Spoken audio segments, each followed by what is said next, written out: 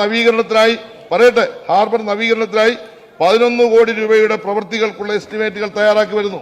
ബഹുമാനപ്പെട്ട മെമ്പർ, മന്ത്രി എന്ന നിലയിൽ ഞാൻ അവിടെ സന്ദർശിച്ചതിന്റെ അടിസ്ഥാനത്തിൽ തയ്യാറാക്കിയ എസ്റ്റിമേറ്റ് ഗവൺമെന്റ് ഓഫ് ഇന്ത്യക്ക് ഈ വർഷത്തെ നബാർഡ് സമർപ്പിക്കും. അങ്ങ് പറഞ്ഞ കാര്യങ്ങൾക്ക് നല്ല പരിഗണന തരുമെന്ന് കാര്യത്തിൽ സംശയം വേണ്ട. ഓക്കെ. പിന്നെ മറ്റേ അവിടുത്തെ ഫിഷ് ലാൻഡിംഗ് സെന്ററിനെ പറ്റി അതിന് ഞാൻ പറയുന്നില്ല. അപ്പോൾ അതാണെന്ന്. പിന്നെ ചോമ്പാൽ ഞാനിവിടെ പറഞ്ഞു, ഞാനത് കഴിഞ്ഞിട്ട് നമുക്ക് സമയം തരും. പിന്നെ ബഹുമാനപ്പെട്ട അരുൺകുമാറോട് പറഞ്ഞ കാര്യങ്ങളെല്ലാം ഞാൻ വിശദീകരിച്ചു. നല്ല പുരോഗതി ഈ കാര്യത്തിലെല്ലാം നമുക്ക് ഉണ്ടാക്കിയെടുക്കാൻ കഴിഞ്ഞിട്ടുണ്ട് സാർ.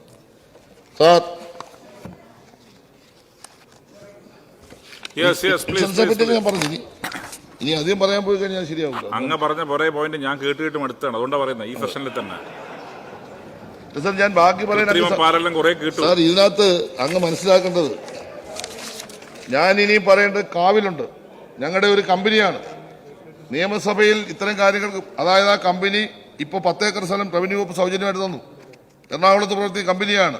അതിനെ ഒരു അന്താരാഷ്ട്ര നിലവാരമുള്ള കമ്പനിയാക്കി ഉയർത്താനുള്ള അതിന്റെ പുതിയ MOUയിൽ മാറ്റം വരുത്തി. അത് പബ്ലിക് പ്രൈവറ്റ് പാർട്ടിസിപ്പേഷൻ ഉൾപ്പെടുത്തിക്കൊണ്ട് ഒരു വലിയ എക്സ്പോർട്ടിംഗ് കമ്പനിയായി ഡെവലപ്പ് ചെയ്യാൻ പോകുന്നു. ആ കാര്യം ഞാനോട് വിശദീകരിച്ചില്ല. അഡാക്കിന്റെ നേതൃത്വത്തിൽ ധാരാളം പ്രവർത്തനങ്ങൾ കേരളം നടക്കുന്നുണ്ട്. അതുപോലെ തന്നെ ഹാർബർ എഞ്ചിനീയറിംഗ് നേതൃത്വത്തിൽ ഒരുപാട് പ്രവർത്തനങ്ങൾ, അത് ഞാൻ വിശദീകരിക്കാൻ പോയി അങ്ങനെ 1 മണിക്കൂർ തണ്ടി വരും. മത്സ്യത്തൊഴിലാളി ക്ഷേമനിധി ബോർഡ് വളരെ ഫലപ്രദമായി ഇംപ്രൂവ് ചെയ്തിട്ടുണ്ട്.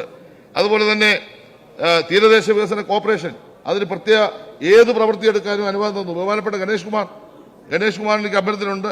PWD ബിൽഡിംഗ്സ് മാത്രമല്ല, നമ്മുടെ വകുപ്പിലുള്ള തീരദേശ വികസന കോർപ്പറേഷന് കേരളത്തിലെ 7 ഡിപ്പാർട്ട്മെന്റിന്റെ പ്രവൃത്തിയായിട്ട് കഴിയും. കുറച്ച് പ്രവൃത്തി ഞാൻ കൂടെ തരണം, ഒരു കുഴപ്പമില്ല.